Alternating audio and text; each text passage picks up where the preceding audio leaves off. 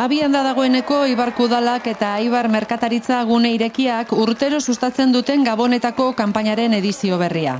Hiriko merkataritza eta ostalaritza jarduera bultzatzea helburua duen ekimena, azaroaren 27an asteazkena jarri zen martxan Eibarko kaleetako Gabonetako argien pistearekin, eta jarduera programa zabala eskainiko du hurrengo asteetan. Aurtengo Gabonetako kanpainak 100.000 eurotik gorako aurrekontua du.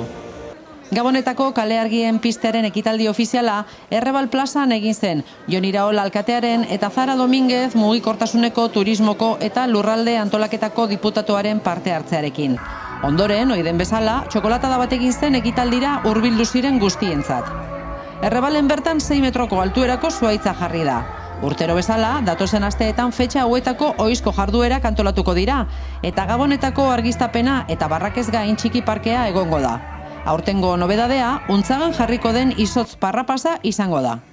Nobedade bezala aurten izotzezko txirrista bat egongo da Untzaga plazan, eta gero beti bezala txiki parka. Hauek bietan doanik ibili daiteke nola Eibarren establezimenduak parte hartuko urte kanpainan. Eta horre erosketak egin bete badituzu 20 eurotik gorakoak emango dizue txartel bat.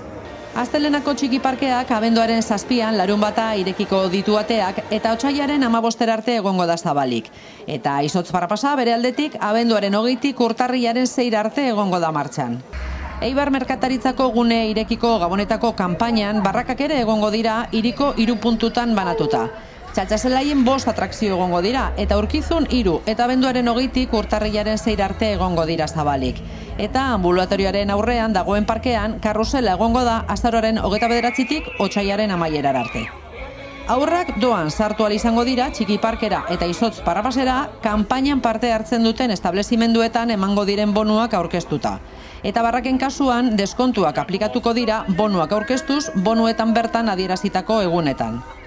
Eskerrak eman berriro ere Eibarko Udalari eta ere bai Eusko Jaurlaritzari beraien diru laguntzagatik eta batez ere Eibar merkatagune irekian parte hartzen duten establezimendu guztieri beraien kuotak ere asko ematen dutelako horrelako kanpainak egiteko. Halaber, abenduaren 9tik aurrera, erosi eibarren.eusen oparitu txartel bat eskuratzen dutenek, zozketa batean parte hartuko dute. 500 euroko erosketa txartela bat, 200 eta 50 euroko 2, eta 100 euroko 10 zozketatuko dira abenduaren 19an.